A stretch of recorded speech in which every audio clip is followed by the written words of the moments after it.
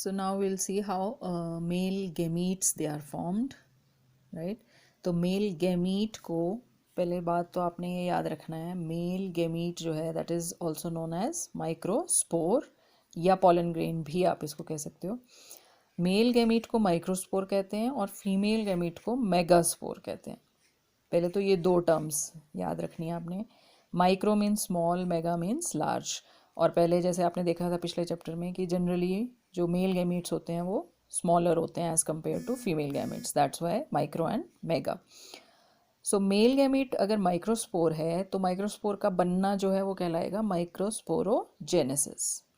उसी तरह female gamete को मेगास्पोर कहते हैं और मेगास्पोर की फॉर्मेशन जो है उसको बोलेंगे मेगास्पोरोजेनेसिस। तो अभी हम देखने वाले हैं माइक्रोस्पोरोजेनेसिस, यानी कि how a microspore is formed. ठीक है, माइक्रोस्पोर या पॉलन ग्रेन कैसे बनता है, कहाँ बनता है, ये हम देख चुके हैं यहाँ पॉलन सैक के अंदर। और पॉलन सैक को इनफैक्ट आप माइक्रोस्पोरेंजियम कह सकते हो, जिसके अंदर माइक्रोस्पोर्स बनते हैं उसको क्या कह सकते हो, माइक्रोस्पोरेंजियम। तो ये कुछ एक नई टर्म्स हैं आपके लिए, लेकिन इतनी मुश्किल भी नहीं है। स्पोरेंजियम के अंदर स्पोर बनते हैं तो माइक्रोस्पोरेंजियम के अंदर माइक्रोस्पोर बनेंगे। माइक्रोस्पोरेंजियम है क्या, पॉलन सैक, उसके अंदर बन रहे हैं माइक्रोस्पोर्स यानी कि पॉलन ग्रेन्स। सो कहाँ बनते हैं ये हमने देखा इधर, और कैसे बनते हैं वो अब हम देखेंगे। बहुत ही सिंपल प्रोसेस है, जैसे कि मैंने आपको कहा कि ये बनेंगे माइक्रोस्पोर मदर सेल से या फिर पॉलन मदर सेल से। PMC means pollen mother cell. तो हर एक पॉलन मदर सेल जो है it is capable of forming 4 microspores, क्योंकि मियोसिस से ये बनेंगे और मियोसिस से आपको पता है एक पेरेंट सेल जो है वो 4 डॉटर सेल्स बनाता है जिनमें कि क्रोमोसोम नंबर हाफ हो जाता है। तो यहाँ पर भी वही होगा, ये माइक्रोस्पोर मदर सेल है अगर, तो इसमें मियोसिस होगी and 4 microspores which are haploid they are formed. और ये अरेंज्ड होते हैं इन टेट्राड। टेट्राड आपने पढ़ा होगा शायद केमिस्ट्री में, जिसमें एक ऊपर रहता है और 3 इस तरह से उसके नीचे होते हैं ना, तो उस फैशन में ये अरेंज्ड होते हैं। So 4 microspores they are formed from each pollen mother cell. Each याद रखना आपने, यानी कि अगर किसी पॉलन सैक के अंदर मान लीजिए इसके अंदर 400 पीएमसीज हैं, ठीक है, अगर इसके अंदर 400 पॉलन मदर सेल हैं और इन सब में अगर मियोसिस होता है तो कितने पॉलन ग्रेन्स बनेंगे? द आंसर इज 1600, क्योंकि हर एक पीएमसी जो है वो 4 बनाएगा ना। सो अगर 400 हैं तो उनमें से 1600 पॉलन ग्रेन्स बन सकते हैं। तो इस तरह का भी क्वेश्चन आता है कई बार, इस तरह का थोड़ा सा मैथमेटिकल सा, उसमें उल्टा करके भी पूछ लेते हैं। वो कहते हैं अगर किसी पॉलन सैक में मान लीजिए 1200 पॉलन ग्रेन्स हैं तो ये कितने मदर सेल से बने होंगे? तो नेचुरली इसका आंसर होगा 300, क्योंकि इसको 4 से आप डिवाइड करोगे। सो ये तो हुआ कि मियोसिस से किस तरह से बनते हैं microspores, and then they are arranged in tetrad. Now we come to the structure of microspores. Structure का जहाँ तक सवाल है तो ये देखिए इस तरह से ईच माइक्रो 4 बनते हैं, लेकिन यहाँ एक ही लिया है नेचुरली। एक का स्ट्रक्चर अगर आप देखो तो सिंपल है, इसमें वही सेल मेम्ब्रेन है और न्यूक्लियस है, लेकिन इसकी जो कवरिंग्स हैं वो बहुत इंपॉर्टेंट क्वेश्चन बनता है। पॉलन ग्रेन्स जो हैं they have 2 walls, you can say. Outer wall is called exine, जो कि थोड़ी रफ होती है। ये एक्चुअल पिक्चर्स हैं कुछ पॉलन ग्रेन्स की, यहाँ पर भी आप देख सकते हो। इनफैक्ट हर एक स्पीशीज़ के जो पॉलन ग्रेन्स हैं वो अलग दिखते हैं, यहाँ पे आप अलग अलग स्पीशीज़ के देख रहे हो। और जो पॉलन ग्रेन्स जनरली जो हैं स्फेरिकल होते हैं। आउटर मोस्ट लेयर जो है इनकी वो थोड़ी रफ होती है, that is called exine. So outer layer is known as exine and inner layer is called intine. ये इनमें अगेन एक्सो बाहर, इंटरनल जो है वो अंदर के लिए आता है, तो थोड़ा सा नाम से पता चल रहा है। Exine is the outer covering, intine is the inner covering. So outer covering जैसे मैंने कहा ये बहुत ही हार्ड होती है, एक तो रफ होती है, हार्ड होती है। हार्ड इतनी कि इनफैक्ट ये जिस सब्सटेंस की बनी है स्पोरोपोलिनिन, वो सबसे ज़्यादा रेजिस्टेंट सब्सटेंस है, आप कह सकते हो। ये भी एक इम्पॉर्टेंट क्वेश्चन आता है 1 नंबर के लिए। स्पोरोपोलिनिन, ठीक है, this is the hardest substance and most resistant. कई सालों तक इसकी वजह से जो पॉलन ग्रेन्स हैं वो कई सालों तक रह सकते हैं। तो अंदर वाली जो लेयर है इसकी, that is called intine, and intine is made up of cellulose and pectin.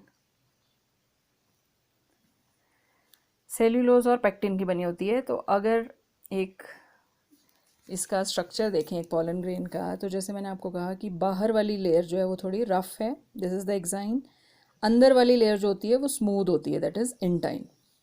लेकिन पूरे पॉलन ग्रेन में एक्साइन जो है वो कहीं कहीं मिसिंग होती है, जैसे इस पॉइंट पे नहीं है, आप देख रहे हो, यहाँ नहीं है और यहाँ नहीं है। तो ये जो पॉइंट्स हैं जहाँ पर एक्साइन मिसिंग होती है उसको बोलते हैं जर्म पोर्स। जर्म पोर्स, और ये इसीलिए होते हैं क्योंकि इन्हीं पॉइंट से ये जो अंदर वाली लेयर है ना इंटाइन, ये जब ये ग्रो करता है पॉलन ग्रेन, तो यहाँ से पॉलन ट्यूब निकलती है, ये जो जर्म पोर्स हैं यहाँ से। क्योंकि अगर यहाँ पे भी एक्साइन होगी तो वो निकल नहीं पाएगी ना, because it is too hard. But जहाँ जहाँ मिसिंग है एक्साइन उनको बोलते हैं जर्म पोर्स। तो एक तो ये पॉलन ग्रेन का जो स्ट्रक्चर है, दिस इज़ वेरी इंपॉर्टेंट। इसकी डायग्राम भी आती है और कई बार आ चुकी है फाइनल्स में। तो ये ही सिंपल सी आपने बनानी होती है, जिसमें एक्साइन और इंटाइन दोनों दिखाने होते हैं। और इसके अंदर ये जो 2 तरह के सेल हैं ये अभी हम पढ़ेंगे कि इनमें जब डिवीजन होती है तो वेजिटेटिव सेल और जनरेटिव सेल बनता है। सो पॉलन ग्रेन का स्ट्रक्चर। और अब आ जाते हैं इसकी डेवलपमेंट कह लीजिए, या किस तरह से ये डिवाइड करता है। तो जब ये बनता है माइक्रोस्पोर, जैसे हमने कहा ये हैप्लॉइड न्यूक्लियस है इसका, उसके बाद इसमें एक डिवीजन और होगा जो माइटोसिस होगा, बिकॉज दिस इज़ हैप्लॉइड। अब ये मियोसिस से बना है ना, अब फर्दर तो इसमें मियोसिस नहीं हो सकती, तो अब इसमें माइटोसिस ही होगी। तो माइटोसिस जब होती है तो इसके अंदर आप यहाँ देख सकते हैं 2 सेल्स बन जाते हैं। एक जो बड़ा वाला सेल है उसको वेजिटेटिव सेल कहते हैं, और जो छोटा सेल होता है उसको जनरेटिव सेल कहते हैं। तो अब ये 2 सेल्ड स्टेज है इसकी, ठीक है। 2 सेल्ड स्टेज में जब ये होता है तब ये एंथर में से रिलीज़ होते हैं जो पॉलन ग्रेन्स हैं। जैसे इस डायग्राम में आप देख रहे थे कि मैच्योर होने के बाद ये रिलीज़ हो जाते हैं। तो जब ये रिलीज़ होते हैं उस टाइम इनकी कौन सी स्टेज होती है, यही वाली 2 सेल्ड स्टेज। ज़्यादातर एंजियोस्पर्म्स में यही होता है। और रिलीज़ होने के बाद यहाँ से रिलीज़ होकर ये कहाँ जाएंगे, naturally they have to reach the stigma, या तो अपने ही फ्लावर में, अगर बाइसेक्सुअल फ्लावर है तो उसके स्टिग्मा पे जाएंगे, अगर यूनिसेक्सुअल है तो दूसरे फ्लावर्स के ऊपर हवा या पानी के ज़रिए वहाँ तक पहुँचना होता है इनका टारगेट। सो ये जो 2 सेल इसके अंदर बने हैं इनके नाम याद रखने हैं आपने, generative cell and vegetative cell.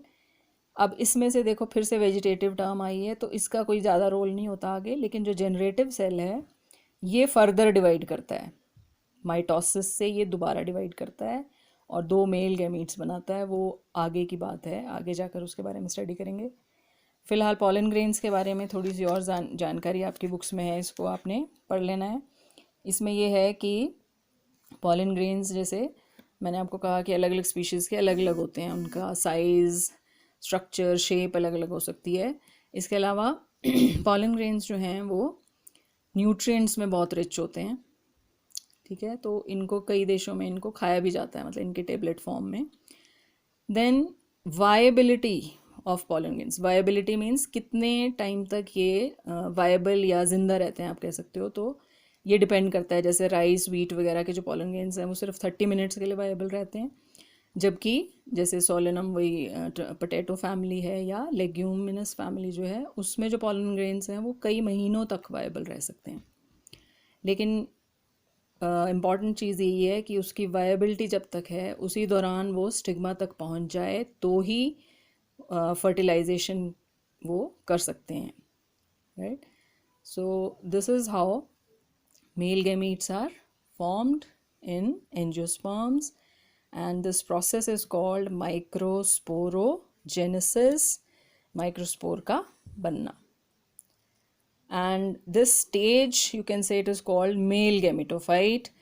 Mail gametophytes, क्योंकि गैमेटोफाइट्स क्या होते हैं, जो हैप्लॉइड होते हैं। तो एंजियोस्पर्म्स में इनकी लाइफ साइकिल में सारा हर स्टेज जो है वो डिप्लॉयड होती है मोस्टली, है ना। सिर्फ हैप्लॉइड स्टेज कब आती है, यही वाली, जब गैमीट्स बनते हैं। तो ये एक सिंपल सा मेल गैमेटोफाइट है। तो अगर क्वेश्चन आपको आता है कि फॉर्मेशन ऑफ मेल गैमेटोफाइट, तो भी आप यही करोगे। If the question is describe microsporogenesis, तो भी उसमें यही आएगा। एक ही बात है वो, मेल गैमेटोफाइट का बनना या माइक्रोस्पोर्स का बनना। नेक्स्ट वीडियो में हम फीमेल गैमेटोफाइट के बारे में पढ़ेंगे।